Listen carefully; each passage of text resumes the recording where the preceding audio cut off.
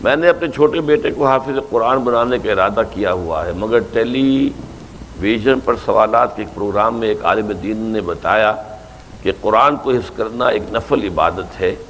جبکہ اس کو سمجھنا زیادہ افضل ہے۔ یہ سن کر میرا جذبہ ذرا سٹ پڑا ہے۔ آپ کا اس بارے میں کیا خیال ہے کہ یہ آپ ٹھیک ہے؟ کیا حفظ قرآن کی اتنی اہمیت نہیں ہے؟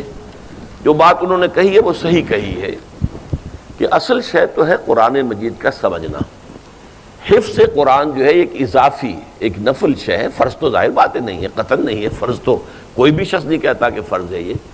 لیکن جو اس کے درجے مقرر کر دیے گئے ہیں اس میں بڑی مغالطے والی بات ہے۔ اس لیے کہ حضور کے زمانے میں حافظ وہ کہلاتا تھا۔ میرا جو کتاب ہے مسلمانوں پر قرآن مجید کے حقوق، اس میں میں نے وہ حدیث بھی درج کی ہوئی ہے، صحابہ کا قول، کہ ہم حافظ اس کو سمجھتے تھے کہ جس کے ایک تو حفظ قرآن اس کے ذہن میں محافظے میں موجود ہوتا تھا، قرآن کا علم اس کے دماغ میں محفوظ ہوتا تھا، قرآن کا عمل اس کے پورے وجود میں محفوظ ہوتا تھا، وہ حافظ کہلاتا تھا۔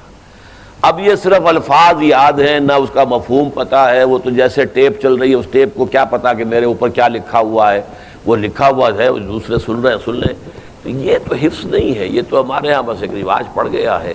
اور بہرحال ایک زمانے میں اس کی اہمیت بھی تھی کہ قرآن مجید کی حفاظت کا ذریعہ اللہ نے اس کو بنایا، اس لیے کہ